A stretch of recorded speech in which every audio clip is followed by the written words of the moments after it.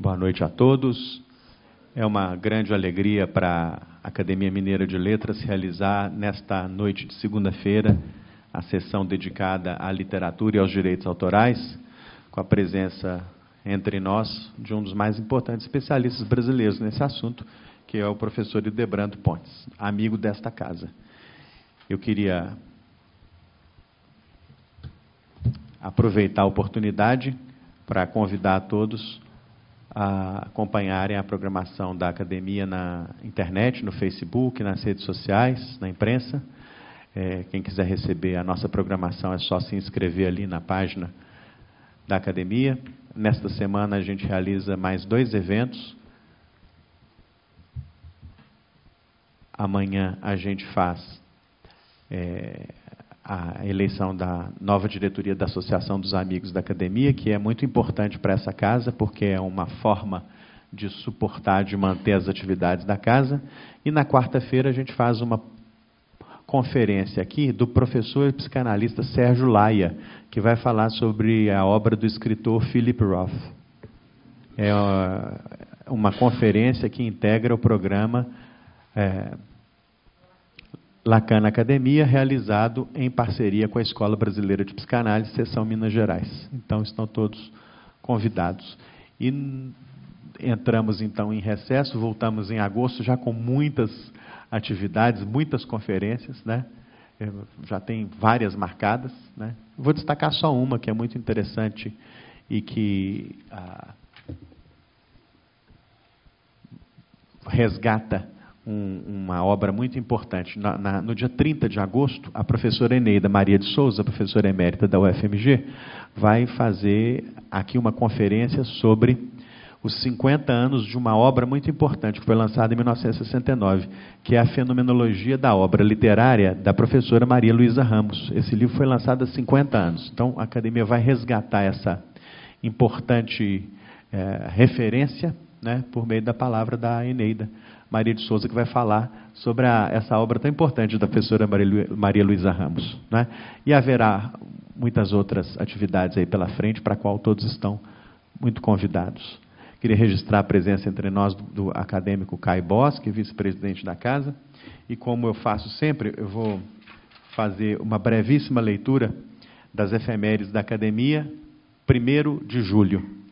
Esta é uma prática fiel às razões que motivam a existência desta casa, entre as quais está de preservar a memória cultural da nossa comunidade. 1º de julho, 1847, no Cerro nasce Lucindo Filho, patrono da cadeira número 31. 1896, falece em Vassouras, Lucindo Filho, patrono da cadeira 31, fundada por Machado Sobrinho. 1959, é presidente o cronista Djalma Andrade.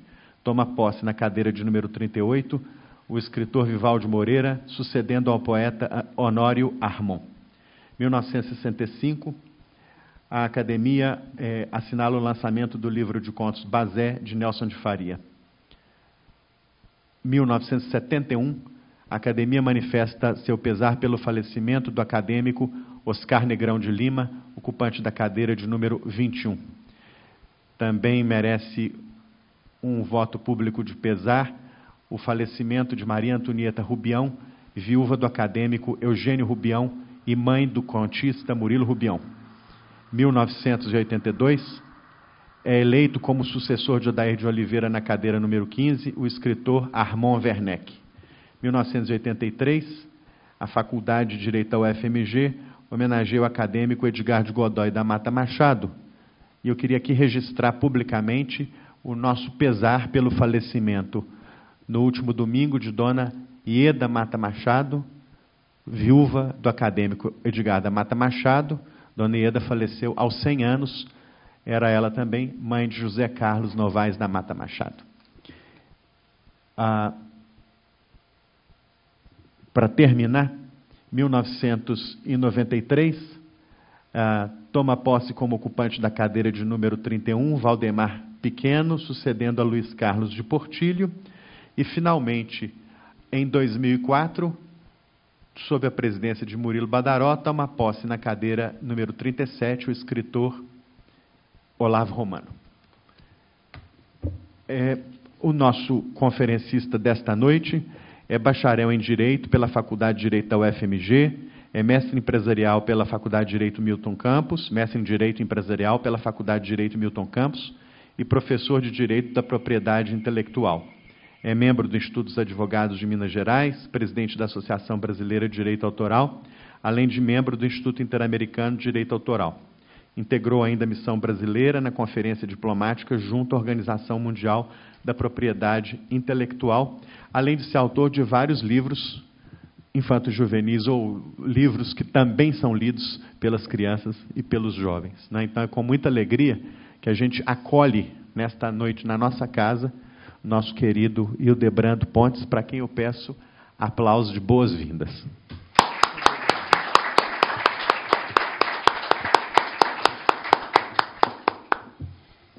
Rogério Tavares, acadêmico Caio César, meu fraterno e querido amigo e irmão, presentes. É sempre para mim uma honra convite dessa natureza, principalmente estar numa casa onde se trabalha a palavra, onde se trabalha a literatura. Eu não queria e não gostaria de ser maçante ao falar em direitos autorais, porque rigorosamente, quando se trata de uma disciplina, principalmente porque quando se trata de uma disciplina jurídica, é necessário estabelecer determinados pressupostos e princípios a fim de que se conheça um pouco mais a forma com que esse direito está estruturado. Contudo, eu serei módico nessas observações, mas gostaria de iniciar a minha reflexão fazendo um apanhado das questões que mais me impressionaram e me obrigam a estar atento à questão dos direitos autorais ou os direitos de autor. No final do século passado, da década de 40 para cá, surge a informática e imprime uma transformação avassaladora do ponto de vista do conhecimento, na medida em que ela permite que, nas infovias eletrônicas de conhecimento, a cultura perpassa de uma maneira veloz e constante. E, é claro, quando se fala de cultura, de manifestações culturais, eu entendo que cultura, lato sensu, é tudo aquilo que o homem produz. Então, evidentemente, já fica aí uma perspectiva de que as criações e as manifestações individuais fatalmente serão objeto dessas infovias eletrônicas. Certamente elas passarão e continuarão a passar. E mais do que isso, a informática é impiedosa e ela evolui de uma forma avassaladora. E é claro que as regras jurídicas são muito mais lentas do que as transformações cibernéticas. Esse é o primeiro dado. O segundo dado é que não existia até então, até o final do século passado, estudos econômicos sobre a propriedade intelectual. E esses estudos vieram demonstrar a importância e o significado material do conjunto desses direitos, desses bens imateriais, integrando de uma forma expressiva o PIB dos países desenvolvidos e em desenvolvimento. Ora, a partir do momento em que esses estudos foram consumados, naturalmente que a sociedade internacional passou a examinar e a prestar maior atenção sobre a propriedade intelectual. Eu quero deixar claro aqui que, quando eu uso essa expressão propriedade intelectual, eu falo do gênero do qual o direito de autor é parte e a propriedade industrial também. São dois universos absolutamente distintos, mas que produzem riqueza e de uma maneira absolutamente consagrada e já definida. Em 1883, vem a primeira Convenção Internacional sobre Propriedade Industrial, sobre patentes, e em 1886, a Convenção de Berna. Por que referência a esses dois diplomas? Por uma razão muito simples. Esses dois diplomas foram responsáveis por irradiarem no curso do tempo e na vida das sociedades internacionais as regras fundamentais sobre direito de autor e propriedade industrial. Pois bem, traçado esse quadro e, digamos, pontuando aonde eu pretendo levar a minha reflexão, não se pode mais descurar, no momento em que estamos vivendo, dessas questões que o mundo contemporâneo traz, aponta e indica. Agora, o presidente da República acaba de firmar um acordo no Mercosul e faz parte desse acordo propriedade intelectual. Não se sabe de que maneira será isso regulamentado, mas certamente que essas regras que advirão com esse evento vão bolir com as regras que aí estão a conduzir o universo da propriedade intelectual. De igual sorte, neste momento, está sendo gestado no Parlamento Nacional um projeto para alterar a Lei de Direito Autoral Brasileira, de autoria da deputada Jandira Fegali. Não se sabe também em que medida esse projeto vai trabalhar as questões que aí estão já sedimentadas do ponto de vista do direito de autor. O que importa dizer é que aqueles que estão vinculados ao direito de autor estão vinculados a uma disciplina que está sempre em metamorfose e em transformação. Não existe nada acabado, nada definido, nada pronto. É preciso estar, como diria o cancioneiro, atento e forte, a fim de que você examine o que está vindo aí e de que maneira os criadores, detentores dos bens intelectuais a que fazem jus, serão tratados pelo próximo diploma ou pelas próximas transformações. Eu, na qualidade de presidente da Associação Brasileira de Direito Autoral, que é uma entidade voltada para o estudo e apreciação do direito de autor, já propus um estudo conjunto dos autoralistas que a integram, no sentido de que possamos examinar já sem demora, sem delonga, o projeto de lei que está tramitando no Parlamento. Porque quando você tem um projeto de lei, você tem que trabalhar em duas frentes.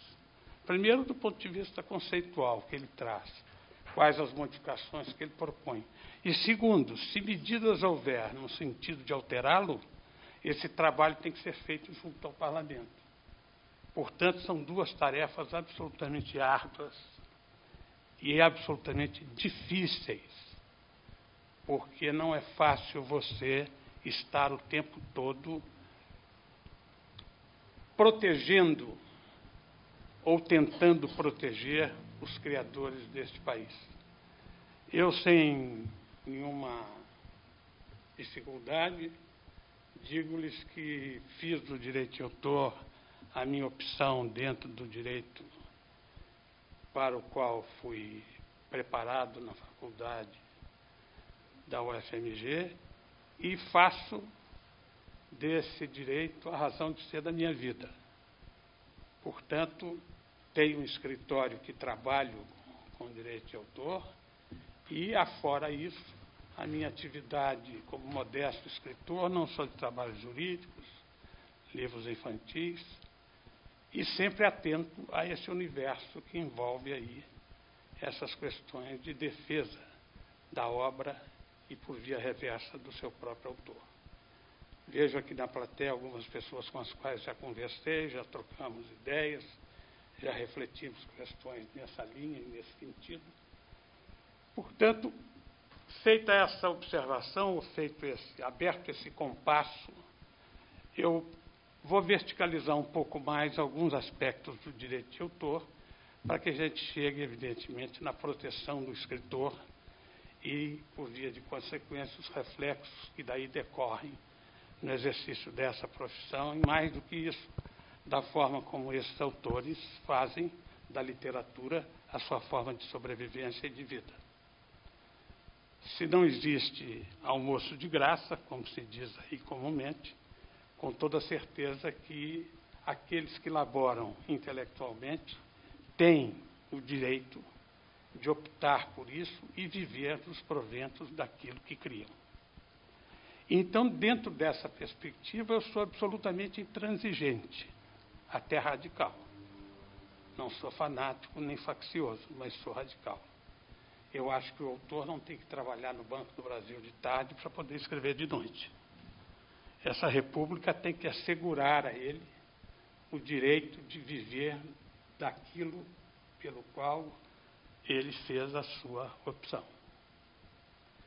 E não é fácil você encher uma folha de papel em branco. Quem cria sabe exatamente o que isso significa. Embora grande parte das pessoas não entenda assim, não tem essa perspectiva, acham que isso não tem o significado e a importância que deve ter, mas desse ponto de vista, eu penso que o autor é o grande agente do processo cultural de um país. Porque, por óbvio, sem autor não existe obra, e sem obra não existe processo cultural de nação nenhuma civilizada. O direito de autor, portanto, vive da dicotomia ideia e forma de expressão. É preciso deixar claro que o direito de autor não protege a ideia.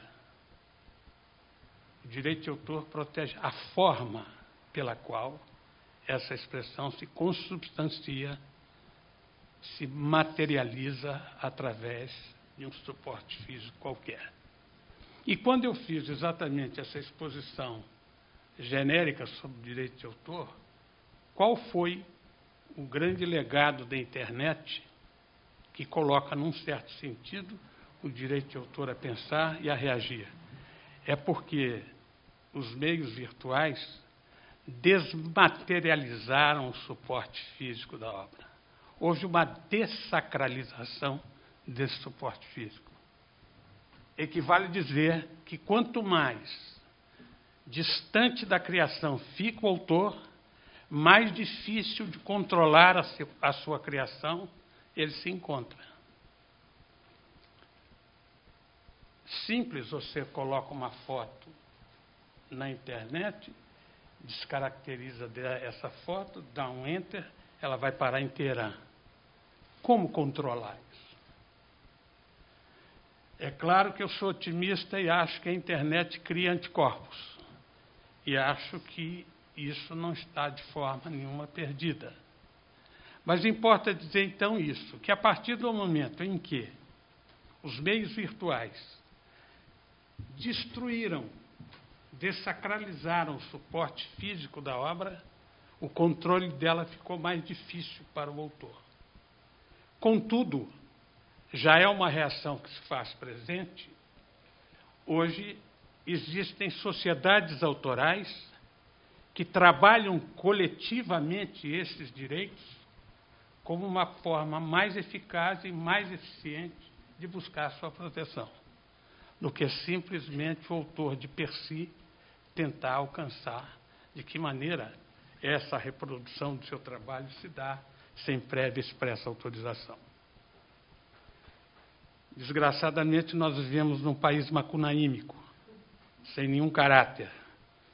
Quando eu digo isso, eu digo que o autor, se não tiver mecanismos à sua disposição, porque ele é hipossuficiente, fatalmente a sua criação há de ser dilapidada, há de ser desbaratada, surrupiada, sem que reação alguma ele possa impor. Contudo,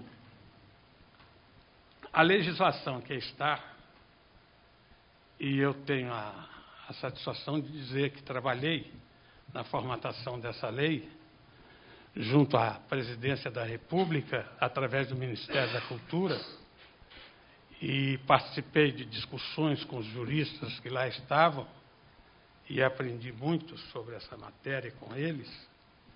Consegui vencer um ponto que eu apresentei, dentre 5 tomaram bomba, mas eu pelo menos ganhei um ponto, que foi sobre a questão de mudar na lei a figura do colaborador como sinônimo de coautor. Isso me incomodava de uma maneira tremenda. Eu já tinha escrito sobre isso e defendi bravamente nessa comissão que não era possível que a legislação brasileira cometesse esse equívoco de comparar o coautor com o colaborador, até uma questão de sinonímia. Quem colabora não cria, quem cria não colabora. Ora, coautor é quem, com outro autor, cria uma determinada obra. A colaboração é aquele que desbasta o mármore para alguém esculpir. É aquele que digitaliza o texto do escritor já pronto e acabado. Esse é o colaborador. Mas inverter essa ordem, isso desconstituiu o direito de vários autores neste país durante um bom período. A primeira lei que se desgarrou do Código Civil de 16, que é a Lei 5988, de 14 de dezembro de 73, foi uma lei importantíssima, porque ela veio dar autonomia e fez com que o direito de autor caminhasse com suas próprias pernas. Retirou o direito de autor, que estava premido entre o Código das Obrigações e o direito das coisas, no Código Civil de 16. Então, a partir daí, o direito de autor pôde evoluir e, com a nova lei, algumas mudanças foram feitas. E agora já se pronuncia novas mudanças. Então, é preciso entender o seguinte: o sujeito desse direito é o autor, o objeto desse direito é a obra. É absolutamente simplório e elementar. Só que não é qualquer obra que ingressa na esteira da proteção autoral. Para que essa obra seja efetivamente protegida, no caso nosso aqui de hoje, do escritor, ela tem que ser eminentemente literária ou científica, artística, e mais do que isso, ela tem que ser original.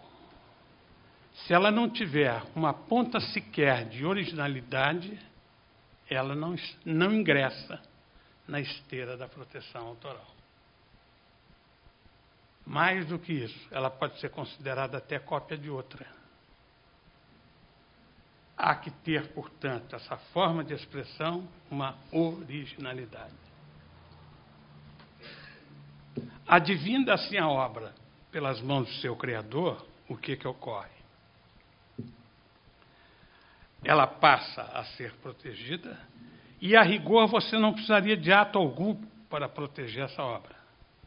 O simples fato da criação é o sentido de que essa obra ingressa no mundo das coisas protegida.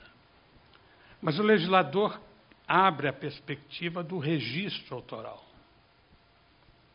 É preciso que se diga que o registro não é constitutivo de direito. O que significa isso?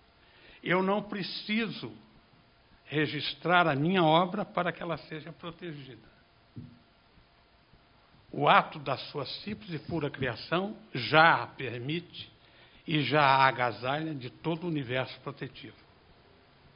Então, há de se indagar, mas por que o registro? O registro é um plus, é uma forma que tem o autor de garantir o seu texto submetido à Fundação Biblioteca Nacional.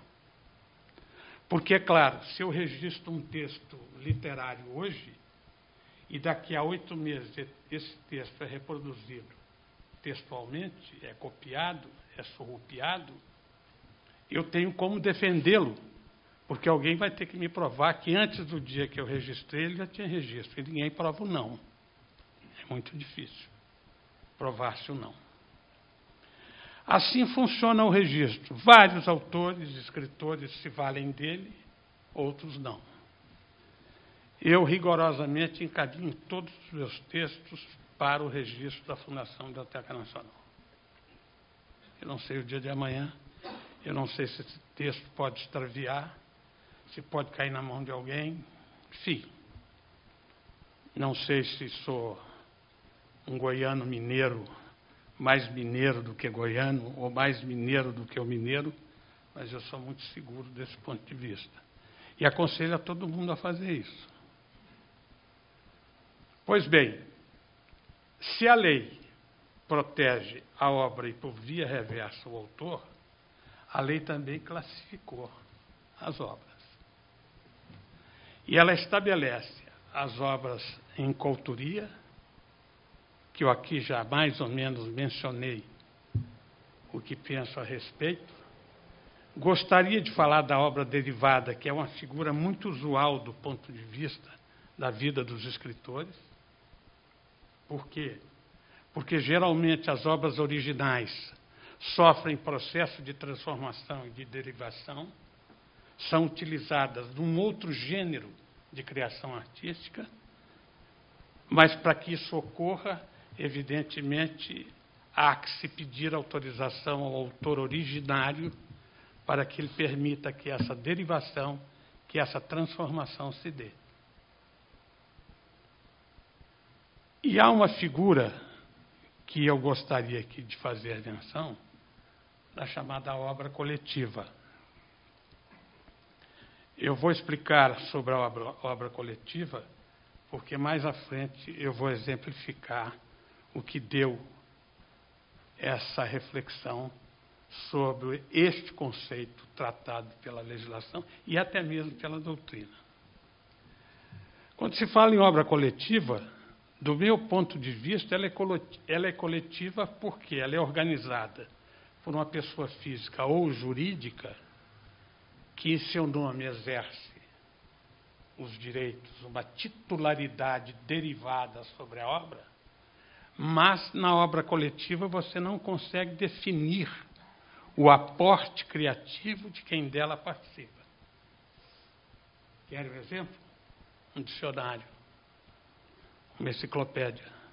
Os programas de computador, que são realizados por um segmento de informáticos que trabalham por períodos sucessivos, grupos sucedendo a outros, até o final do programa concluído. Ora, de que maneira esse criador poderá dizer que na parte tal do programa está ali a sua contribuição? É humanamente impossível essa hipótese. Ora, do ponto de vista da obra coletiva, se é assim, eu não posso admitir que uma modalidade de obra seja coletiva, como, por exemplo, a obra audiovisual, a obra onde os aportes são identificados. Peguem, por exemplo, um jornal. Não é coletivo. Ele é exercido por uma pessoa jurídica, ele utiliza-se de vários escritos, reportagens, notícias, artigos esporádicos, isolados, mas que você identifica o criador daquele artigo. Se você o identifica, eu entendo que nós estamos em face de uma obra por justaposição. Você vai justapondo ao que existe outras criações.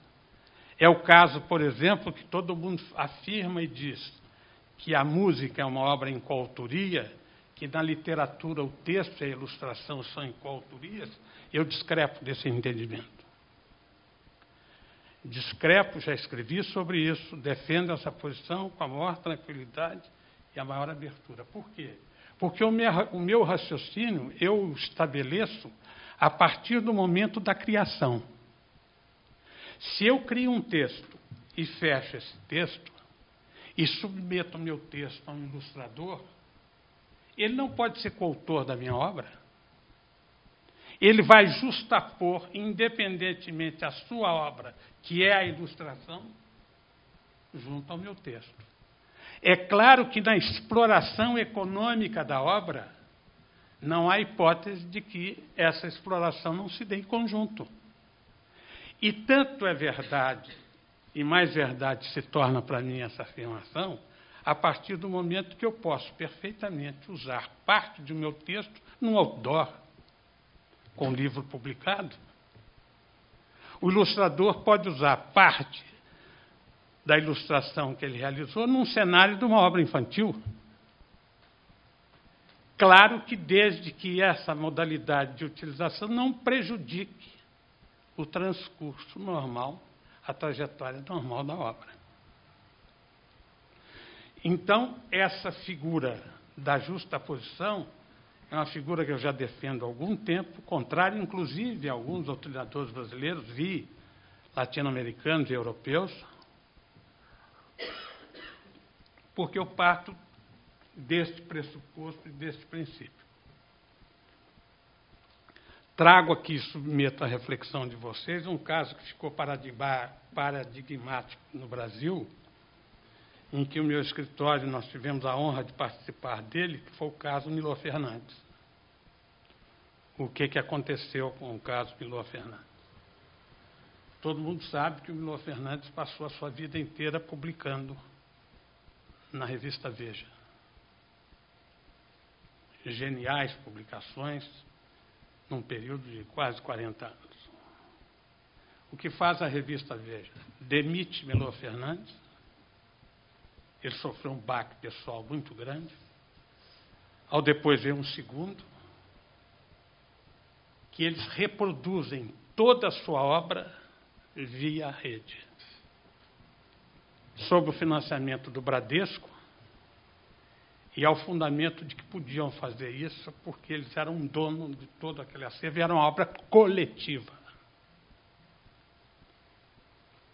E essa briga foi uma briga jurídica boa, porque eu já tinha feito um artigo exatamente fazendo essa distinção de coletivo, e hoje um desembargador do Estado de São Paulo, José Carlos Costa Neto, que foi presidente do Conselho Nacional de Direito Autoral também, ele era advogado do Milor Fernandes à época e pediu ao meu escritório um parecer. E eu tive a felicidade, porque chegava da Europa o meu filho, cheio de gás e de sabedoria, e fizemos esse parecer a 4 mãos, e toda a parte de pesquisa é um trabalho dele, do qual eu muito me orgulho, imagino que ele muito mais do que o pai. E esse parecer foi o fio condutor no Supremo Tribunal Federal para a decisão da causa em favor de Milor Fernandes. Porque o parecerista que o Bradesco e a Veja contrataram foi o professor José de Oliveira Ascensão, um homem de grande trânsito na Comunidade Econômica Europeia, um grande autoralista português, eu conheço pessoalmente, tenho por ele um grande respeito, uma grande admiração e uma amizade, e ele não é uma barreira fácil de ser transposta. Mas eu penso que a tese era infeliz. Porque, afora essa questão teórica, ainda subjazia aí um fato seguinte, que a Veja tinha um contrato com Milor Fernandes, em que ele cedia os direitos autorais dele para a publicação na revista, apenas do ponto de vista gráfico. Então, mais escandaloso ainda se me afiguraria. E olha que o Tribunal de Justiça de São Paulo não convalidou, ou melhor, a sentença de primeira instância não deu ganho de causa a Milor Fernandes. Essa sentença foi reformada no Tribunal Superior de São Paulo e bateu com os costados no STJ, e através do ministro Noronha, que é mineiro, ele examinou o feito e acabou dando ganho de causa a Milor Fernandes. E no curso da ação ele veio a falecer, tanto que os recursos subsequentes foram todos eles interpostos no polo ativo da demanda pelos herdeiros. Então, vejam o seguinte, a lei prescreve um determinado conteúdo, você acredita na possibilidade de que esse conteúdo realmente vai valer, e, de repente, você se depara com a sentença contrária, e aí se busca parecer, porque não são matérias simples. Eu costumo dizer o seguinte, nada em direito é simples. Eu já não falo isso mais, porque o encanecer do tempo já me ensinou isso, mas eu acho uma graça tremenda quando alguém fala, não, você faz aí um documento simplinho, aí a gente resolve isso. É uma coisa de uma página, então. Como se uma coisa de uma página fosse simplinho. Não tem nada de simplinho. Dependendo do que você escrever numa página, você está levando um outro resultado absolutamente inesperado, e no qual você tributa e acresce a sua responsabilidade profissional. As coisas não são assim. Então, desse ponto de vista, é por isso que eu não concordo que a obra coletiva esteja definida como tal na lei. E olha que para você poder mudar isso, é uma Africa Corpus, é uma guerra. Porque as pessoas não admitem que possa ser diferente disso. E por que quando a colaboração com a sinonimia de coautor me incomodou? Exatamente porque aqui em Belo Horizonte eu recebi alguns autores com obras que eles realizavam para o Estado de Minas Gerais. Você ia ler a obra começava com o governador do Estado. Os créditos. Governador, secretário, não sei o quê, não sei o quê, não sei o quê, não sei o quê. O autor, nada. E, no final, colaboradores. Isso desconstituía, diluía, fragilizava a figura do autor. E eu, como não deixo de me indignar, eu sou um indignado permanente, eu falei, eu tenho que descobrir uma maneira de tentar refletir isso com lógica, com ponderação, com equilíbrio e com base na doutrina. E consegui. E acho que foi um avanço grande que a Lei 9.610 apresentou. Outra questão que eu gostaria de refletir é que hoje os autores literários, eles não têm mais a mesma condição que tinham há tempos atrás, onde você assinava um contrato de edição, o editor bancava o livro e, pela venda que ele promovia do livro, você recebia X de direitos autorais por preço de capa. Hoje a realidade do mercado é completamente diferente. Você tem que compartilhar da edição do livro, inclusive materialmente, para que seu livro saia. Salvo, evidentemente, algumas figuras, cabeças abençoadas, como o Ziraldo, que tem melhoramentos para trabalhar para ele, e que, portanto, fica mais fácil. Mas para nós, pobres mortais, escritores que insistem em escrever pelo prazer de escrever e pela alegria de escrever, realmente isso não acontece.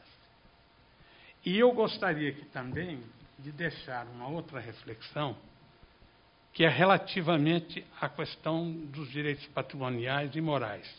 Eu queria, de passagem, dizer o seguinte, existem dois pilares que sustentam toda a arquitetura do direito de autor.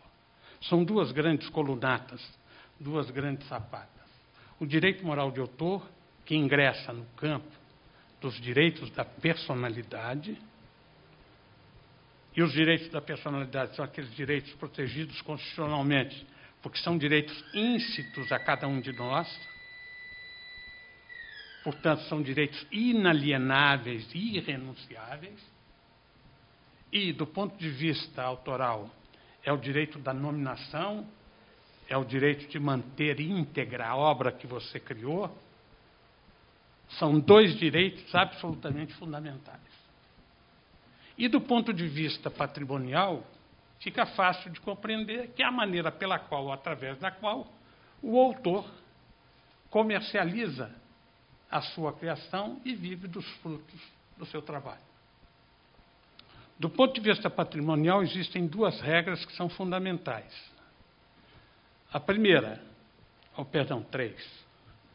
Você não pode ceder obra alguma ou contratar obra alguma verbalmente. A lei exige que os contratos sejam por escrito. Isso é uma defesa importantíssima para os autores que pretendam publicar. 2. Há um outro conteúdo que é fascinante, que diz exatamente o seguinte: cada utilização da obra é independente entre si. Equivale dizer que, se eu autorizei que minha obra fosse publicada para uma apresentação, uma adaptação teatral, por essa só autorização, aquele que recebeu a minha concordância não pode utilizá-la de maneira diferente, com outra finalidade daquela contratada. Porque essa é a forma que o autoralista, o doutrinador autoral, conseguiu engendrar para que o autor pudesse manter sob o seu poder o controle da comercialização da obra. Isso é de uma valia absolutamente extrema, principalmente em face da realidade que aí está e que aí se encontra. E há uma outra regra que diz que os negócios de matéria de direito de autor se interpretam restritivamente. Eu não posso ampliar o sentido daquilo pelo qual eu emprestei a utilização da minha obra. Seria uma maravilha que todos esses pressupostos fossem cumpridos, mas não são. Eu trago um outro caso aqui de literatura para poder elucidar exatamente o que eu estou a dizer. Eu fui advogado dessa figura incrível chamada Ana Raquel, que acabou se tornando uma grande amiga. Eu tenho por ela um grande carinho. Ela ilustrou livro meu, e um dia ela me procura com um livro pelo qual ela tinha, e não poderia deixar de ser diferente, um grande orgulho, que era a Bonequinha Preta. Um clássico da Laís de Lisboa, do imaginário infantil deste estado e deste país. O que aconteceu com a Bonequinha Preta? Ela autorizou a publicação das suas ilustrações, a Laís autorizou a publicação do texto, a obra foi concretizada, passou a ser comercializada, ao cabo do que, passados alguns tempos, a Bonequinha Preta comemora 50 anos. A secretaria, ou melhor, o governo do Estado de Minas Gerais, à época, o governador era o cidadão Nilton Cardoso, promove uma comemoração dos 50 anos da Bonequinha Preta, e aí fazem o seguinte: pegam as ilustrações originárias da Ana Raquel, adulteram essas ilustrações, botaram a Bonequinha Preta com a faixa de 50 anos, e fizeram uma utilização sem autorização e sem pagamento, ao pressuposto e ao fundamento de que, quando ela assinou o contrato, a editora estava autorizada a reproduzir o livro para frente. Aí entram esses pressupostos, em face dos quais aqui eu chamei a atenção. Cada utilização da obra é independente entre si. 2, onde o contrato para a nova utilização da obra. 3, como é possível você interferir na criação da autora, adulterando a sua criação, a sua ilustração originária? Eu, por conta dessa ação, eu tentei resolver isso amigavelmente com o editor. Eu procurei, ponderei a ele que ele estava equivocado, que não podia ser assim. Ele não agradou. não acolheu a minha sugestão. Mas, mais do que isso, me ameaçou. Aí eu disse para ele, eu vou sair daqui e vou pregar um zap na sua testa, que é exatamente uma ação em defesa dos direitos da Ana Raquel. Processei a editora Lê, e essa ação correu, contrataram o advogado do Rio, João Miller Chaves, que é um grande amigo meu, um grande autoralista, mas a tese era infeliz. E nós, efetivamente, ganhamos a ação e fomos ganhar isso lá em cima. E, na hora de executar essa sentença, a editora começou a fazer corpo mole, não paga. Aí eu fui lá e penhorei as máquinas todas de escrever. Quando eu ameacei a remoção, pagaram o que devia e a ação se encerrou aí. Aí eu fico a indagar o seguinte, o porquê disso? Era uma coisa tão óbvia. Eu disse ao editor, vocês reutilizaram a ilustração da autora sem autorização. Não, ela não é autora, ela é desenhista. Falei, tá bom, ela é desenhista? Desenhista está protegido. O autor de desenhos é protegido pela nossa lei. Resultado, ano brigando por isso, até que veio a bonança. Cito aqui um outro caso, envolvendo escritores. Esse foi mais interessante ainda, porque era uma obra que reproduzia fotografias e textos. 6 ou 7 fotógrafos mineiros, dos mais expressivos, fizeram um livro para a FIENG.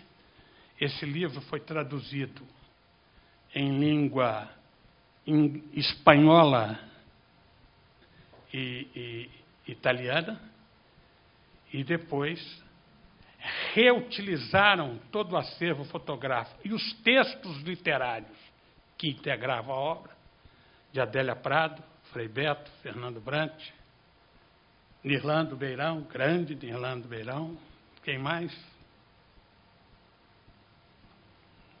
Afonso Romano de Santana. Então, eu advoguei para essa pleia de grandes autores. E aí a coisa mais absurda do mundo acontece. Eles pagam a reutilização dos textos dos diferentes autores, escritores, e negam pagar as fotografias. De uma duas. Ou imaginavam que os fotógrafos iam pedir um dinheiro exacerbado, que não era verdade, mas não havia possibilidade alguma de manter uma decisão dessa numa corte superior. Tivemos que recorrer, fomos até o STJ e ganhamos a ação lá em cima, e aí eles pagaram os fotógrafos, como poderiam ter pago antes. Ou melhor, não precisava nem ter feito a ação. É de uma clareza, como está de noite, eu diria clareza lunar. Se fosse de dia, falaria solar. Mas explica e diz assim, olha, é isso aqui, ó. Então é tudo muito complicado. Quando as pessoas fazem uso das obras irresponsavelmente, não têm a humildade de reconhecerem que não podiam utilizá-las da forma como foi utilizada. Há um outro caso que nós acabamos de ganhar agora no STJ. A autora é a Marlete Menezes, muita gente aqui conhece, uma grande ilustradora.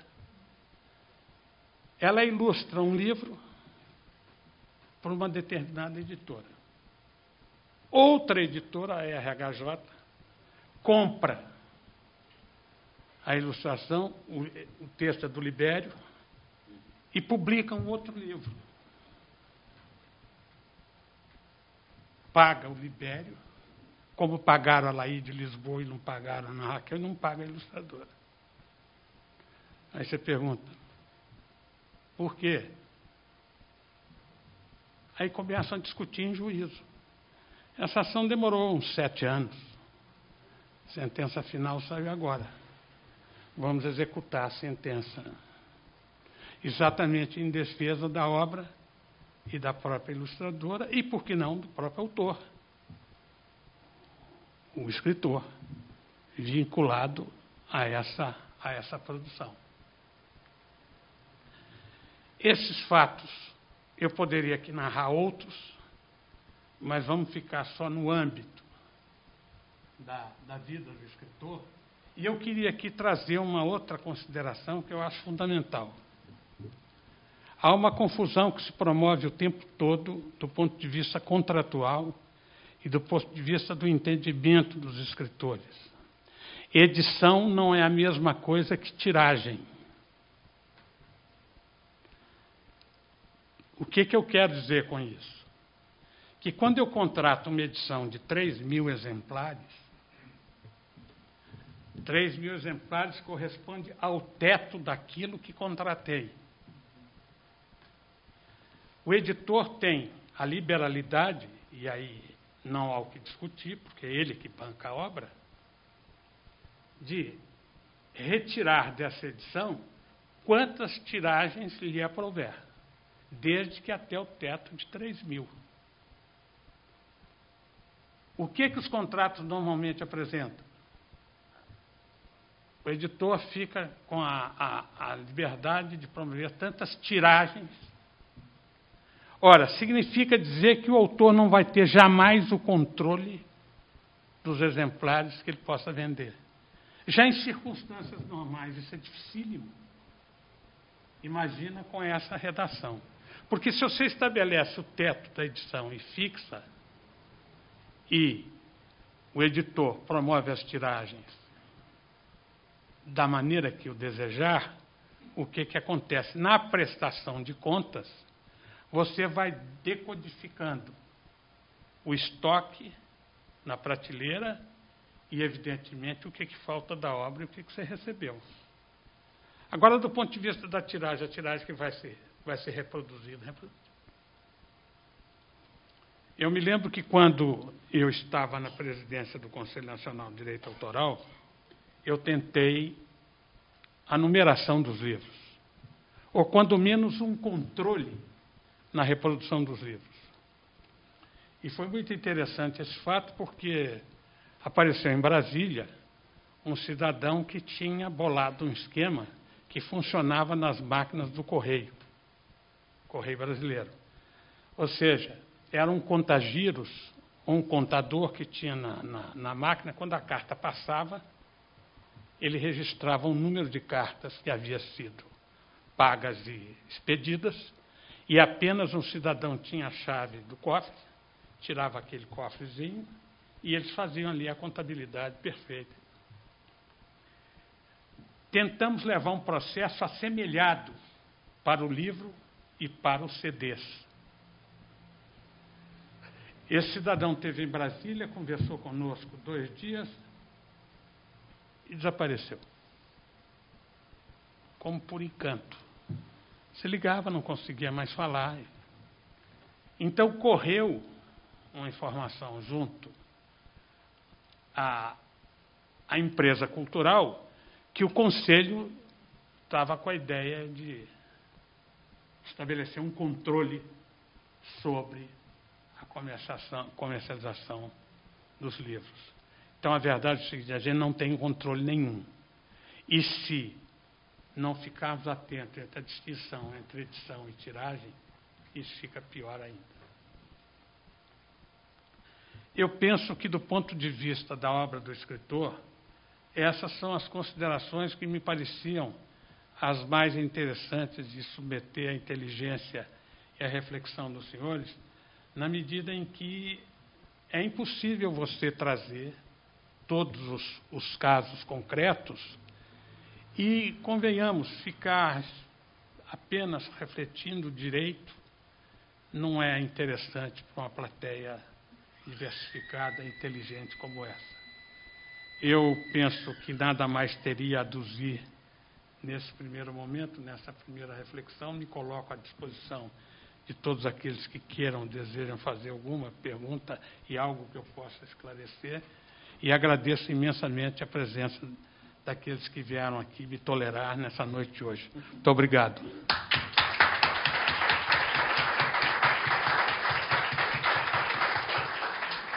Obrigado, professor Edebrando. Muito obrigado por essa bela aula. Como é de praxe nesta casa, a palavra está franqueada àqueles que quiserem fazer uma pergunta, um comentário. A gente faz sempre uma sessão aí de 15, 20, 25 minutos. Professor, boa noite. Boa noite. Gostei muito da sua aula, sabe? Foi muito abrangente e esgotou o assunto todo, né?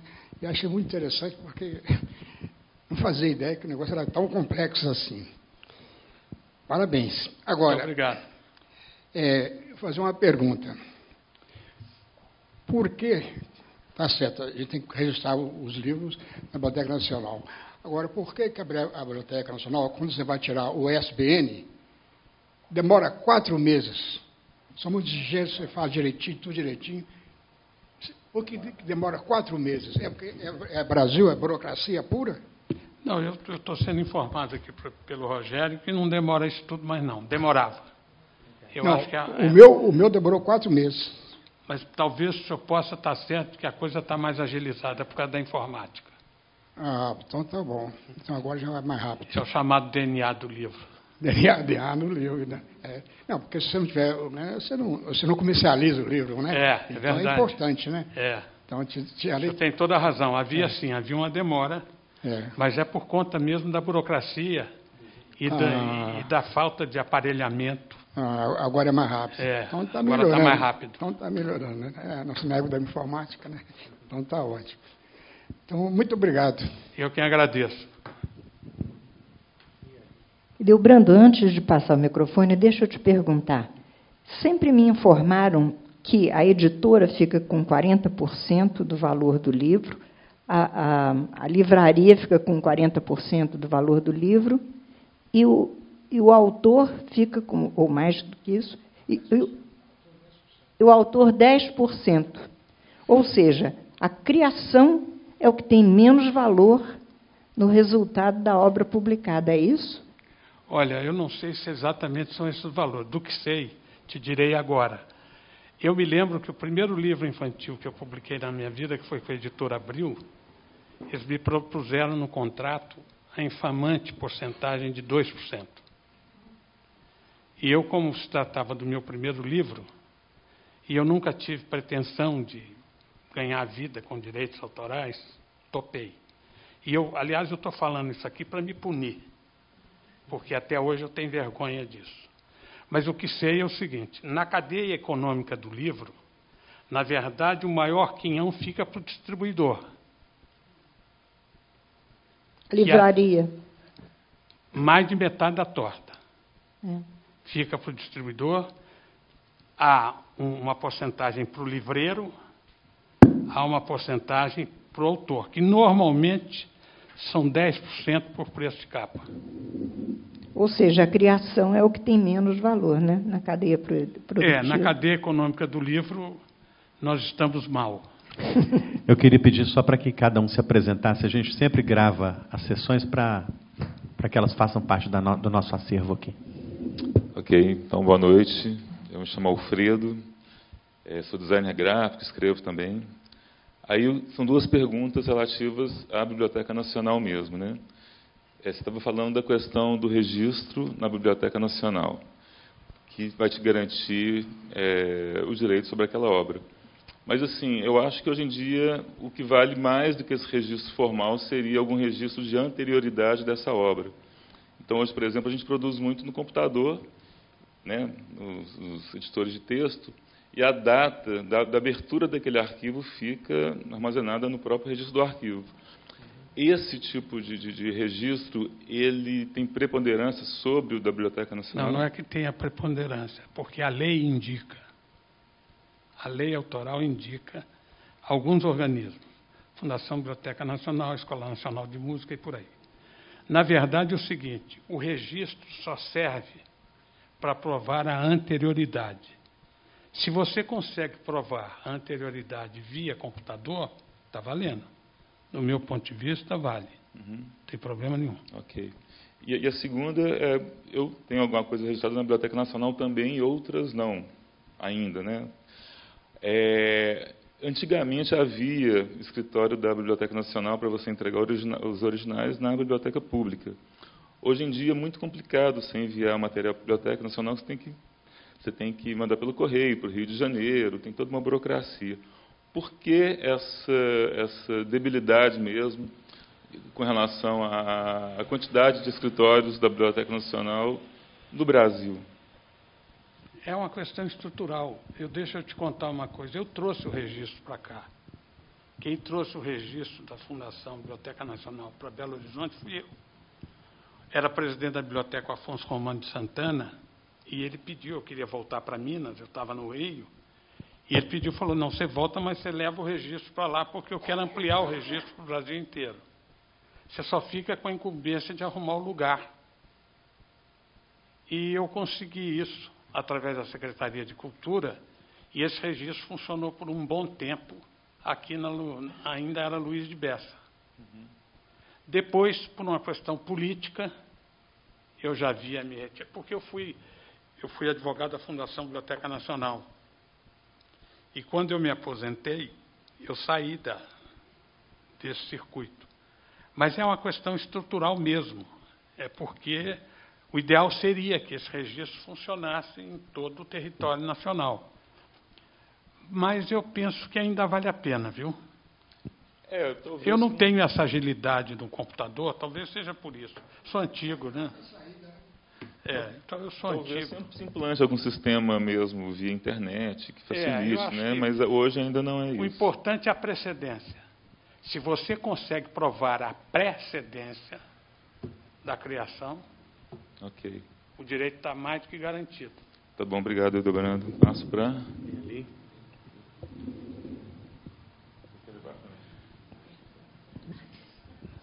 Olá, boa noite. Meu nome é Rejane, eu tenho uma editora chamada Autêntica, e eu queria fazer duas perguntas relacionadas a tradutor, se você considera o tradutor como autor ou um colaborador.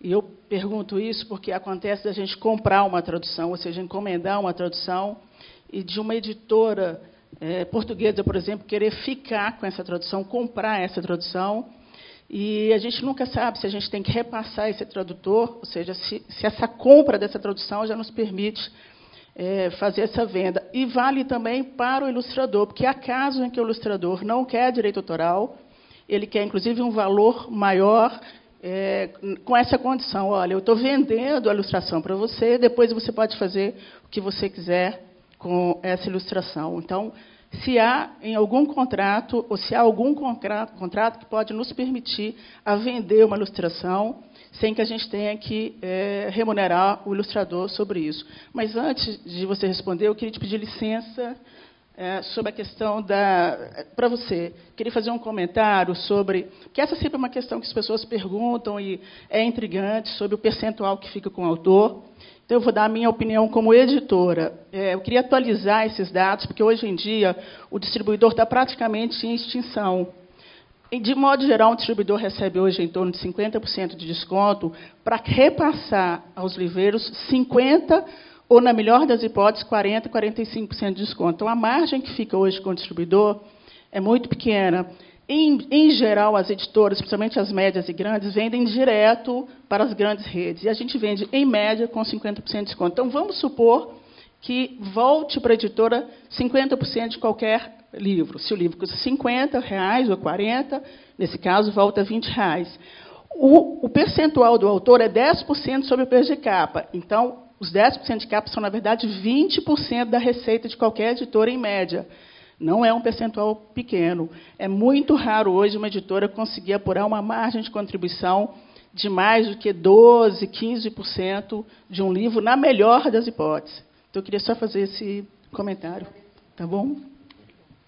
Eu só, antes de te responder, eu não compreendi a figura do distribuidor. Você podia me explicar novamente? Sim. Porque eu fiquei sem entender. Porque é o seguinte, algum tempo atrás, nós, editores, vendíamos ou colocávamos em qualquer livraria livros via distribuidor. Já há alguns anos que as livrarias têm comprado direto da maioria das editoras ou das médias e grandes editoras. Por exemplo, no nosso caso, nós vendemos direto para a Amazon Cultura, Saraiva, Leitura, Curitiba, Vila, Travessa, ou seja, a gente faz essa venda sem o distribuidor. Então, o distribuidor hoje é uma figura que existe para fornecer para pequenas livrarias ou para fornecer livros de pequenas editoras. Então, em média, ele recebe 55% de desconto. Mas, em geral, as livrarias estão pedindo hoje entre 45% e 50%. Entendi. Agora, pensa o seguinte, quando você coloca na Amazon, você coloca em consignação, né? Não, a Amazon é só venda. E, em média, 48%, 50% só venda. Não tem retorno dessa mercadoria. É muito raro, inclusive, ela devolver. Mas ela faz essa compra... É muito raro fazer via distribuidor. Normalmente, ela faz compras volumosas direto na editora. Agora eu vou te responder com muito prazer. Veja só. Primeiro, você me pergunta sobre o tradutor. A tradução é uma das modalidades de transformação da obra originária. E a lei brasileira e a doutrina internacional consideram o tradutor autor da sua tradução. Da mesma forma que considera o arranjador, da mesma forma que considera o orquestrador, o versionista, enfim, todos aqueles que promovem a transformação da obra. Então, a questão que se estabelece entre autor e tradutor é no contrato originário entre autor e tradutor. Porque o tradutor só poderá traduzir a obra, ou melhor, comercializar a sua tradução com prévia e expressa autorização do titular originário. Ele pode promover várias traduções. O que ele não pode é lançar no mercado. É mais ou menos aquela história. Você pode tirar foto de infinidade de pessoas, mas você só pode utilizar a imagem dessas pessoas com prévia autorização. Então, por se tratar de uma derivação, o tradutor é, sim, autor da sua própria tradução. Te dou um exemplo aqui que nós funcionamos, me lembrando desse caso, com o Grupo Galpão. O Grupo Galpão encenava nas ruas de Belo Horizonte, com sucesso e com a beleza rara, o Romeu e Julieta. Essa encenação era feita com base numa obra do Honestaldo de Penaforte, que era o autor da tradução de Romeu e Julieta. E o Grupo Galpão não sabia quem era Honestaldo de Penaforte e não tinha como pagar os seus direitos autorais. Então, nós estabelecemos com o Grupo Galpão o seguinte: vamos consignar esses direitos autorais na medida em que a obra é encenada e vamos tentar descobrir o Honestaldo de Penaforte. E, através do Enio Silveira, que eu estive com ele no Rio de Janeiro, por um caso de uma obra mineira, que eu vou tocar no assunto aqui agora mesmo, o Enio conseguiu descobrir a herdeira do Honestaldo de Penaforte, porque o Honestaldo não era casado, era uma espécie de Mr. Blue, ninguém sabia quem era ele, não era casado, não tinha descendente e tal, e aí a herdeira tomou conhecimento e foi junto à sociedade autoral e levantou todo o importe autoral que lhe cabia. Então, o tradutor é autor, sim. Segunda questão, do ponto de vista da sua contratação para utilizar as ilustrações para o fim que você desejar, há que se verificar o contrato que você vai estabelecer. O contrato não pode dispor diferentemente de lei. Não é uma contratação simples essa, não. Porque o que acontece? Se o autor quer vender a sua obra, portanto, ele faz um adiantamento dos direitos autorais, um advance, e não recebe mais nada, tudo bem. Mas essa contratação é uma contratação complexa, porque você vai esbarrar em alguns dispositivos de lei que não permitem isso. E penso que o ilustrador não deve fazer isso, não. Ele deve negociar suas ilustrações por um período, dentro de um contrato, e amanhã, se o editor quiser novamente, contrate novamente, pague novamente. Ok? E aqui agora eu me lembro, para colocar um fato que foi escabroso aqui em Belo Horizonte, envolvendo a grande editora, que é exatamente a editora Itatiaia. Nós somos advogados da Lúcia Machado de Almeida, naquela obra famosa dela, O Passeio a Sabará. E o que aconteceu? A editora Itatiaia compra da editora Martins Limitada brochuras do livro Passeio Ouro Preto. E, num passe de mágica, como se fosse um grande prestidigitador, encapa o livro com o nome de editora Itatiaia, e lá atrás do livro corta o colofon, o nome da editora, e vende. O filho da dona Lúcia Machado de Almeida nos procurou, nós impetramos essa ação contra a editora Itatiaia, e eu estou contando esse caso porque eu acho um absurdo que um editor possa fazer isso. Porque isso, do meu ponto de vista, é um estelionato cultural e editorial. Como é que você corta o colofone de um livro, deixa o cotoco parecendo rabo de cachorro? Que você venda, que você venda o exemplar, tudo bem. Você comprou, você editou, você pode vender a brochura da editora Martins. Mas você encapar sem contrato, sem a participação da autora. E aí aconteceu uma coisa impressionante, porque a dona Lúcia Machado de Almeida ligava para nós toda semana. Quando eu digo para nós, porque foi advogado dessa ação também, o doutor Antônio Olímpio Nogueira, que é procurador do Estado, um querido amigo e irmão. Ligava toda semana para perguntar se a ação não ia acabar nunca, porque ela não aguentava aquilo. E só viemos a receber os direitos autorais dela, porque vendemos a caminhonete que penhoramos e os livros. Aí ela recebeu o dinheiro, morreu, e o filho que nos contratou também morreu. Mas eu acho esse caso um caso ontológico do ponto de vista editorial em Minas, porque é uma vergonha uma editora fazer uma espécie de trapaça editorial, um estelionato editorial, para vender uma obra de uma autora daquela qualidade, e com aquele prestígio, e com aquela simplicidade com que ela sempre portava. O tema da venda da tradução. Não, a venda da tradução é contrato. Tá bom.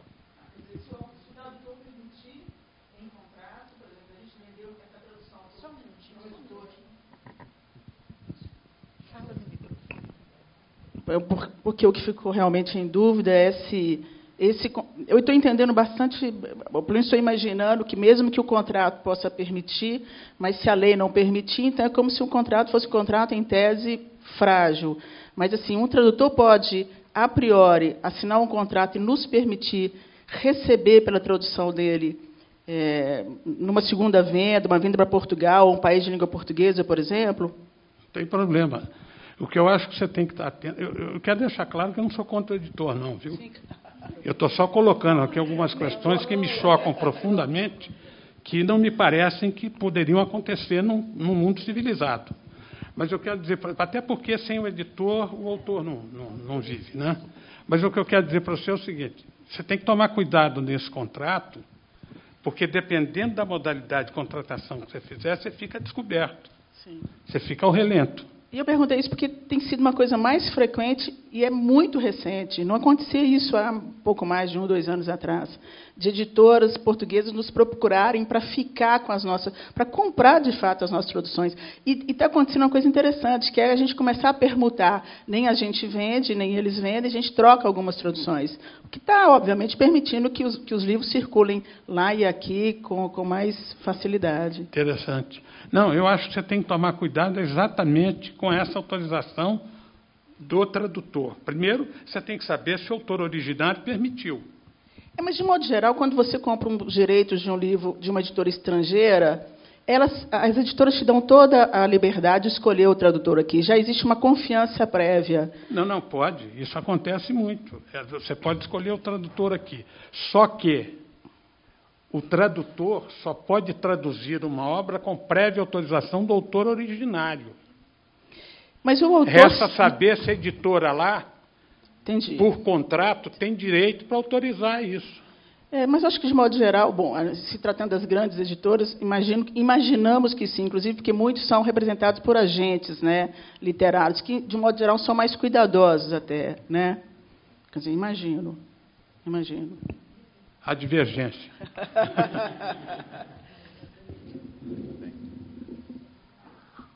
Agora, eu fiquei muito curiosa. Fiquei muito curiosa com o que foi sucedido sobre as tiragens. Fiquei um pouco perturbada com isso, porque no dia a dia a gente reimprime na medida que precisa, porque o fundamental para os autores, de um modo geral, é que nunca falte livro no mercado. É praticamente impossível, e para o editor também, é praticamente impossível consultar os autores a cada nova reimpressão. Quer dizer, o contrato também firmado entre editor e autor já não pressupõe essa relação de confiança, ou seja... Não. Relação de confiança, em princípio, sim. Mas o que há de certificar é o que foi contratado. Vamos dizer que a boa-fé objetiva existe. Né? O que é contratado é tiragem de 3 ou 5 mil e o editor, é permitido ao editor fazer quantas reimpressões, não reedições. Olha que coisa complicada. Quantas tiragens foram permitidas e reimpressão. O que é reimpressão? Reimpressão tiragem? É a tiragem. É porque a gente chama hoje de edição só quando há uma nova edição, só quando há uma modificação bastante efetiva. Você sabe o que eu pugno na relação entre autor e editor? É a clareza. Você buscar uma forma contratual clara, transparente, sim, onde a pessoa lê e entende o que você escreveu e o que é que você está exigindo. Sim. Porque o editor tem todo o direito de comandar a obra a partir do momento que ele investe nela. Eu não tenho a menor dúvida quanto a isso. E a minha insurgência não é por esse motivo. Não confundir edição com reimpressão. Não apresentar um contrato confuso, ok, onde as pessoas não sabem exatamente o que está contratando, tem que ser interpretado por terceira pessoa, quando é tão simples. Olha, vou fazer uma reimpressão de 1.000 exemplares e dentro da edição de 4.000 exemplares. Ou serão feitas tiragens e você pode aditar o contrato. Abre uma cláusula para ditar ao final. Enfim, você tem mecanismos jurídicos para transformar isso claramente. Hein? O período de vigência. Exato, do contrato, tranquilo. São duas coisas. A tiragem inicial, a edição, ela tem uma tiragem inicial e tem o período de vigência do contrato. Então, se a tiragem inicial se esgotou, geralmente o contrato reza que nós, editores, podemos tirar mais. Não, me permita que não. O que acontece é o seguinte, não há essa permissão explícita. Não, isso não é automático. Não. O que acontece nas obras, os bens intelectuais, vamos dizer, no livro, às vezes o prazo contratual vence, mas o livro continua em catálogo. Sim. Ele continua sendo comercializado. O prazo do contrato findou-se, mas a obrigação não. Ela vai além do contrato. Então, aí você adita o contrato, traz para a realidade contratual. Os contratos hoje permitem, muitas vezes, até os internacionais, quando a gente firma com uma editora de fora, que você ainda tem um prazo ali de 1 a 2 anos para poder esgotar aqueles livros após o fim do contrato. Você não pode reimprimir, nem fazer nova edição, mas você tem um tempo para esgotar aquela venda ali. É isso que tem acontecido, né, Rafaela, de modo geral e tal. Agora, olha, na prática, no dia a dia, eu confesso que as editoras elas têm uma cláusula em que elas, de fato, pedem autorização para os autores para fazerem reimpressões, portanto, novas tiragens, porque realmente não dá tempo.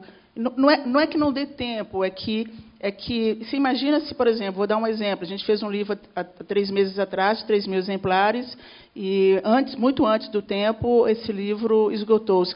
Mas não esgotou-se porque toda a edição foi vendida, é porque vocês sabem como funciona a consignação. Muitas vezes você faz uma tiragem de 3.000 exemplares, consigna 2.000, os 1.000 que ficaram em estoque para venda acabaram, e mesmo tendo 1.500 aí circulando, consignados, a gente acaba tendo que fazer nova tiragem, o que a gente chama de reimpressão. Tanto que as editoras hoje colocam nos livros, primeira reimpressão, segunda reimpressão, dificilmente colocam uma nova edição. Aliás, tem autores que brigam com a gente, querendo que coloque uma nova edição, porque acham chique, né? 36ª edição. Né?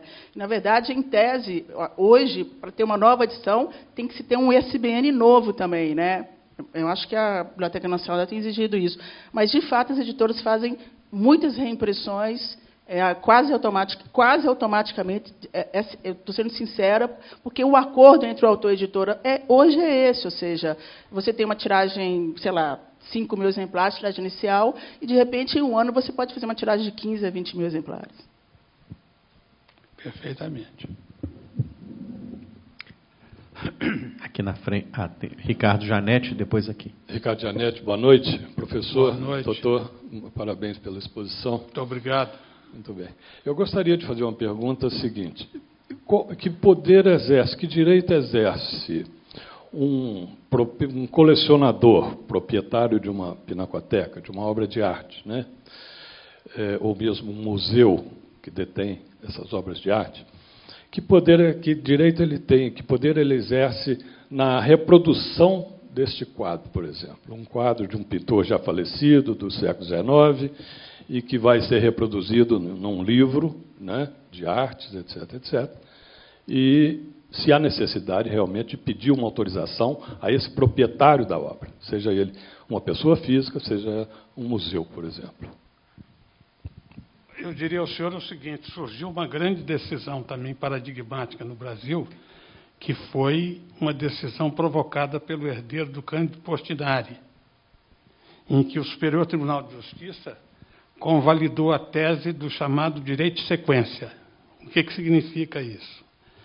O direito de sequência representa um plus, uma mais-valia, que vai exatamente corresponder entre o preço da venda originária e o preço da segunda venda. Digamos, alguém compra um quadro por 100 mil cruzeiros, 100 mil reais, e o revende por 150 mil ou 200 mil reais. A diferença do preço da aquisição e da venda incide aí 5% a título de direito de sequência em favor do autor. Esse é o pressuposto consagrado pela jurisprudência brasileira. Esse caso também foi rumoroso, esse caso é paradigmático, e o Supremo Tribunal Federal decidiu nessa linha. Ministro Macedo Ueda. É um caso até relativamente recente. Significa dizer que, se o senhor vai reproduzir um quadro do qual o senhor é proprietário, evidentemente que há uma mais-valia aí. Dependendo, evidentemente, do contrato que o senhor tenha formulado com o autor originário. Melhor seria que o senhor estabelecesse uma consulta, diria, mais objetiva do ponto de vista daquilo que o senhor pretende. Mas, em princípio, o senhor retirar cópias e comercializar cópias do quadro que o senhor detém, vai depender da forma originária como o senhor adquiriu esse quadro, para que a reflexão jurídica se faça sem equívoco e sem erro. No caso do artista já falecido, no século passado... Tem herdeiro? Não, 200 anos atrás, 300 anos atrás. Não, aí não, está em domínio público. Pois é, a minha pergunta é essa. Por exemplo, o fato de Vitor Meirelles, primeira-ministra do Brasil, Museu Nacional de Belas Artes. Eu vou reproduzir no meu livro essa imagem. Que poder detém o Museu Nacional de Belas Artes para impedir ou não, ou autorizar ou não, essa imagem? Porque ele detém os direitos patrimoniais da obra. Então, se ele não autorizar o senhor a reproduzir, o senhor não pode. Porque, embora caído em domínio público, os direitos patrimoniais pertencem a ele. Se o senhor não for comercializar, tudo bem. Mas eu gostaria que o senhor fizesse uma reflexão sobre essa decisão do STJ aí da mais-valia.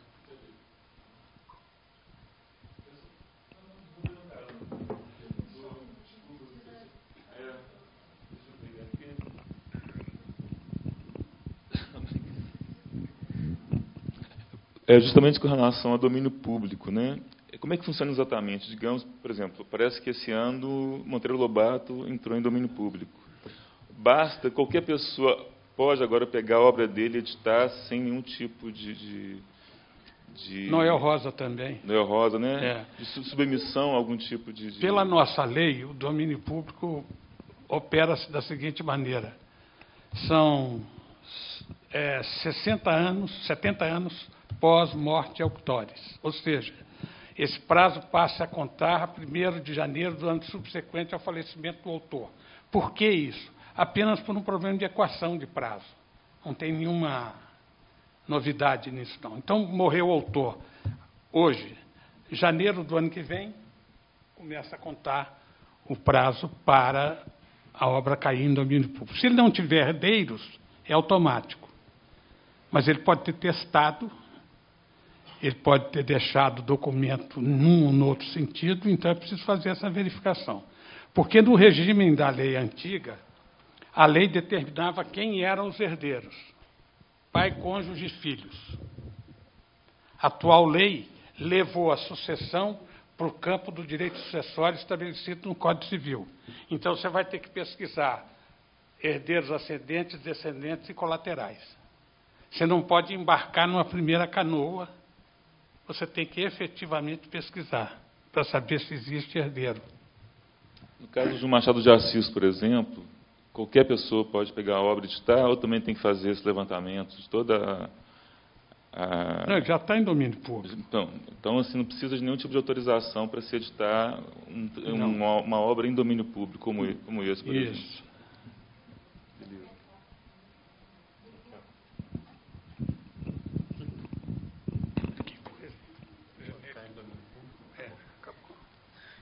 Só uma pergunta, em qualquer parte do mundo, ainda referindo sobre esse assunto, porque parece que estão, né, em outros países, parece que estão descobrindo Machado de Assis hoje. Será que tem a ver com isso? Então, veja bem, aí é uma questão de reciprocidade, é uma questão de mecanismo internacional. A Inglaterra, por exemplo, está brigando para que o domínio público passe para 100 anos, pós-morte autor. Os Estados Unidos, está difícil, hein, hoje? Os Estados Unidos resolveram ampliar a proteção a toda a fábula Disney, com seus personagens, exatamente para que não caísse em domínio público. Parece que nesse momento já está. Então tem que ver a legislação do país. Para nós aqui são 70 anos. O que é a reciprocidade? Se o brasileiro recebe na França o mesmo tratamento que a legislação francesa destina ao francês, evidentemente que o Brasil destinará ao francês o mesmo tratamento que nós recebemos lá fora. Então, se houver essa reciprocidade, é possível raciocinar nesse prazo. Meu nome é Regina Mendes, não me identifiquei. E eu vivi uma situação, eu defendi uma monografia de pós-graduação, né? Eu não tornei pública essa obra, mas ela foi defendida publicamente e foi para a biblioteca da universidade. Qual universidade? Na época era Newton de Paiva. E quando eu fui ler um livro de um aluno da UFMG, eu estudei na UFMG também, sobre exatamente o mesmo tema, e ele publicou o livro, tinha trechos copiados do meu trabalho.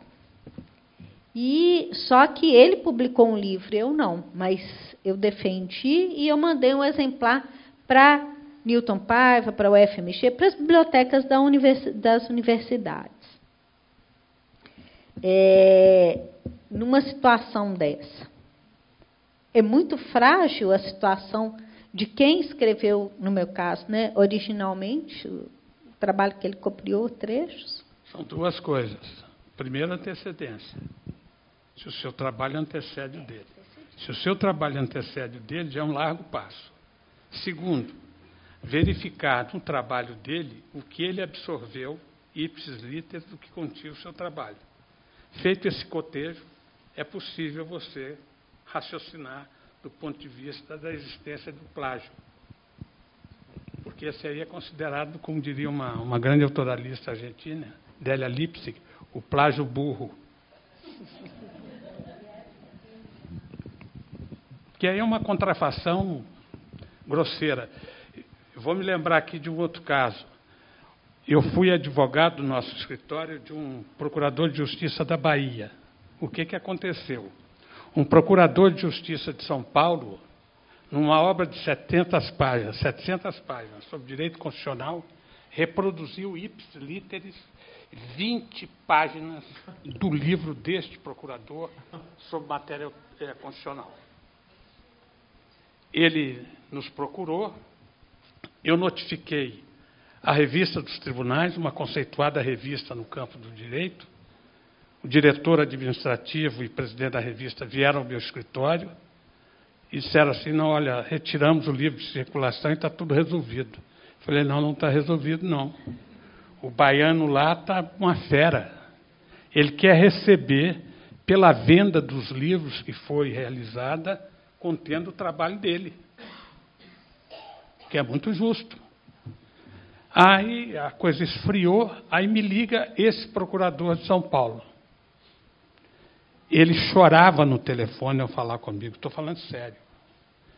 E eu, como choro à toa, se você falar para mim assim, vai ter inauguração da nova linha de batedeira valita, eu choro. Eu quase estava chorando. Aí houve um momento que ele disse assim, mas tudo isso se deve à minha secretária, que não fez a revisão do trabalho. Aí, ao mesmo tempo, as minhas lágrimas transformaram-se em ira. Obviamente que eu não discuti com ele, falei, doutor, tudo bem. Resultado, ele pagou uma indenização por isso, o Ministério Público de São Paulo abriu inquérito contra ele, eu não sei a quantas anda. O sogro dele era professor da USP, a mulher advogada do Estado de São Paulo, e esse homem, numa obra de 700 páginas, reproduz 20. Mas assim, reprodução, contrafação absoluta, como se fosse uma coisa simples.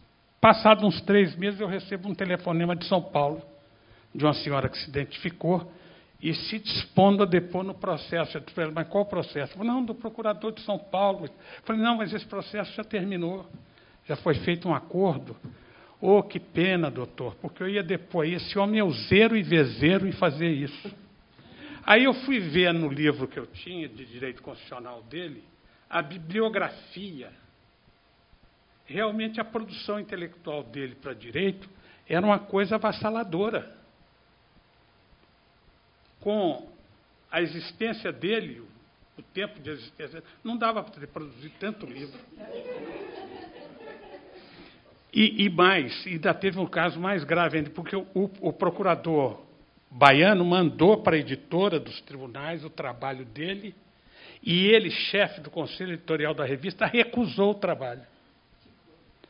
O que dava a entender claramente que ele já estava com segundas intenções, essa ilação pode ser tirada, para poder reproduzir o trabalho do baiano no livro dele. E aí teve a coisa mais engraçada ainda, apesar dessa tristeza, é que o baiano disse o seguinte, eu faço o acordo, tem que ser, eu faço o prefácio do livro. E aí mandou cópia do prefácio que ele escreveu. Obviamente que só faltava chamar o procurador de São Paulo de bonito. Meu nome é Rafaela, e eu queria saber, assim, ainda nessa temática do uso de trabalho de terceiros, mas tirando o plágio agora, queria entender como que a jurisprudência tem tratado a questão das citações. Por exemplo, a gente, numa obra, qual que é o tamanho, né, de uma citação que é considerado um pequeno trecho e que a gente não precisa de pedir, de fato, autorização?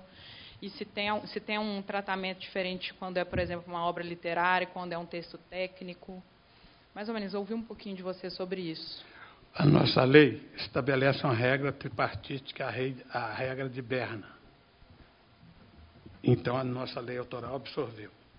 Na verdade, a citação ela entra no capítulo em que é possível você utilizar a obra independentemente da autorização do autor, desde que você não prejudique os seus interesses e nem concorra contra os direitos dele. Esse é um dos elementos fundamentais. Houve um autoralista entre nós que nos deixou muito prematuramente, o Eduardo Manso, um paulista, e ele tinha uma imagem sobre a citação que sempre me fascinou. Ele dizia que a citação era como um broche à roupa, um enfeite. Né? Não só uma metáfora interessante e elegante, mas, na verdade, é o seguinte, a citação não pode ser o texto. A citação, ela funciona para sublinhar uma reflexão ou para indicar uma posição. Lamentavelmente, o que a gente tem visto hoje é que as pessoas começam a citar conforme fulano de tal e praticamente copiam. 2, 3 capítulos. Aí, segundo fulano de tal, aí você vai olhar da obra dele mesmo, não tem nada. É uma compilação de autores que ele fez. Então, num certo aspecto, isso é permitido, desde que não tenha intuito de lucro. E uma antologia, e um livro, por exemplo, sobre poesia brasileira, que você deve colocar ali... crítica literária. Imagina, o mais delicado, a gente vive isso diariamente, semanalmente, é a crítica literária. Imagina um livro sobre percurso da poesia brasileira, em que se coloca ali desde, sei lá, Gonçalves Dias até os dias de hoje, e que a gente acaba tendo que deixar só uma estrofezinha e não deixamos o poema inteiro estudado pelo crítico, com medo da família, e muitas vezes até de autor morto. Eu vou me valer aqui do texto da lei, porque a gente não tem sempre tudo isso na cabeça, né? Diz a lei brasileira, não constitui ofensa aos direitos autorais a reprodução de obras literárias, artísticas ou científicas, letra D, para uso exclusivo, não nesse caso, a reprodução, não, a citação em livros, jornais, revistas ou qualquer outro meio de comunicação de passagens de qualquer obra para fins de estudo, crítico ou polêmico. Aqui não é nem janela, é uma porta para o mundo. Porque o que não é para fins de estudo, crítico ou polêmico? Na medida justificada para o fim atingido, indicando-se o nome do autor e a origem da obra. Uma obra sobre poesia pressupõe que você possa usar a isso. Agora vem aqui, no inciso 8º. A reprodução em quaisquer obras de pequenos trechos de obras pré-existentes de qualquer natureza ou de obra integral, quando de artes plásticas. Por exemplo, se você vai reproduzir num livro a Guernica do Picasso, você não pode reproduzir a Guernica parte dela. Claro que você não pode reproduzir a Guernica porque não cabe no livro, mas você tem que reproduzir a cópia integral. Essa é a exceção para as artes plásticas. E aí prossegue. Sempre que a reprodução em si não seja o objetivo principal da obra nova e que não prejudique a exploração normal da obra reproduzida, nem cause um prejuízo injustificado aos legítimos interesses do autor. Se você for concorrer economicamente aí, você está sujeito a incidir nesse inciso do ponto de vista da reprodução. O que acontece com o livro didático? Não, o livro didático, convenhamos, é uma janela para o mundo, né? Porque os livros didáticos são todos eles hauridos em obras pré-existentes. E, na verdade, os autores não recebem absolutamente nada. E os colégios hoje ainda fazem o seguinte, já tem contratação de professores para escrever o livro. O livro didático é uma questão, tem que ser vista à parte. Debrando, e qual que é o conceito de obra com que a lei trabalha? Hein? O conceito de obra com que a lei trabalha, a lei brasileira de direitos autorais. Aí, qual obra? Eu estou emendando com a pergunta aqui. Não, veja bem, a lei brasileira tem um artigo que ele não é enumerativo, ele é meramente exemplificativo. É o artigo 7º, se não me engano. Ele arrola diferentes modalidades de obras. O que não significa que essa relação que a lei promove seja uma relação exaustiva. Porque, é claro, com a tecnologia pode surgir novas modalidades de utilização, então está contemplado. Porque a lei busca alcançar... Veja como é interessante o capítulo da lei, ou melhor, o caput da lei. Vou me valer mais uma vez aqui para te dar uma resposta objetiva. São obras intelectuais protegidas, as criações do espírito, expressas por qualquer meio ou fixadas em qualquer suporte, tangível ou intangível, conhecido ou que se invente no futuro, tais como. Aí ela dá os exemplos. Ela rola simplesmente 13 modalidades de criações. Não significa dizer que as criações que não foram aqui enumeradas não estão fora do manto de proteção autoral. E no caso do texto curto, o texto verbal curto, né, é que gera essa questão que é para texto gente. verbal Um curto? Poema que não Hein? seja do tamanho dos Lusíadas. Um poema de uma página, duas. É o meu, ou seu. Gente, de isso alguém. é uma obra. É uma obra, É, mas também o livro de poemas é uma obra. Sim. Então, reproduzir o meu livro de poemas é uma coisa. Agora, reproduzir um poema meu ou dois, numa Você está história da reproduzindo uma literatura. obra literária. Então, é por isso que é a minha pergunta. Está né? reproduzindo. Mas também como fazer um livro Então- de crítica literária sem citar os poemas? Como estudar esses poemas e não mostrar esses poemas? Não, eu não tenho nada contra. Você deve fazer isso. Tem que ir lá e pedir a cada Agora, um, né? não custa nada mandar um e-mailzinho para o autor e falar, olha, eu estou querendo aqui reproduzir, pode. Ele autoriza. Ele fica feliz. Não é bem assim, né, na prática. Eu, por exemplo, se você quiser reproduzir texto meu, pode pedir que autorize.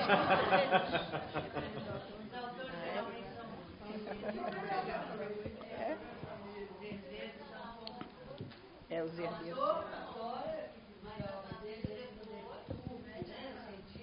Porque, na verdade, é o seguinte, há que haver uma compreensão. Isso é aquele velho e clássico exemplo daquela atriz de teatro, como é que é o nome dela, gente? Foram pedir para ela um convite para ver a peça dela, a Maria Della Costa. Ela disse o seguinte, por favor, não me peça de graça, a única coisa que eu tenho para ganhar a vida. Simples assim.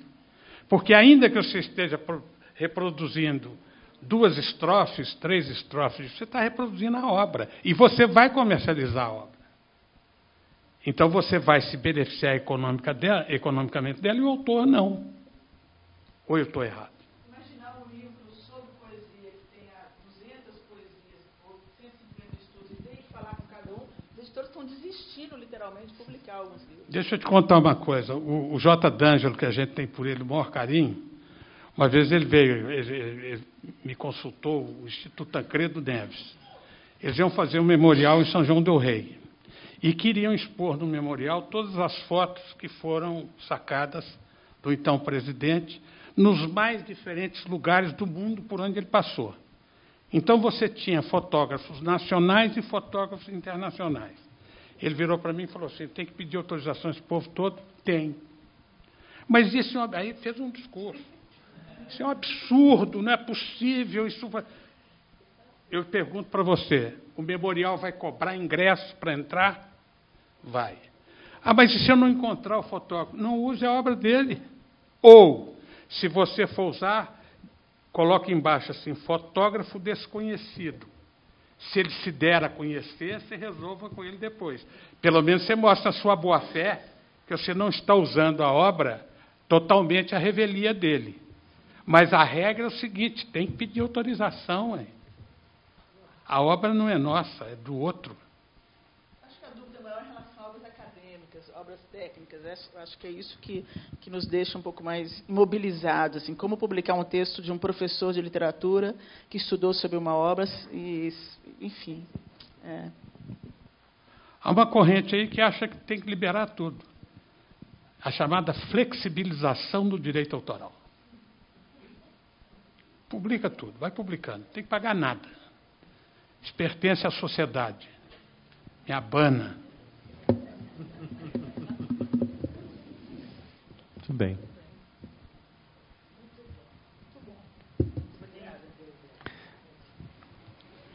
Bom, eu agradeço a atenção de vocês, a gentileza, a possibilidade de trocarmos reflexões em torno dessa matéria que, para mim, é um verdadeiro fascínio. O direito de autor integra a minha vida, eu integro a vida do direito de autor nos seus mais diferentes patamares. E o mais importante, e por que é para mim, absolutamente feliz essa escolha que eu fiz jurídica, porque eu fico sempre ao lado dos criadores. e participo do lado deles, dos seus projetos, das suas criações, e isso dá para a gente um handicap e uma alegria muito grande. É bem verdade que a grande maioria dos criadores são pessoas sensíveis, inteligentes, mas o que não significa dizer que existem criadores insuportáveis. Mas, de uma maneira geral, você se vincular a um projeto de criação artística é um negócio muito bom.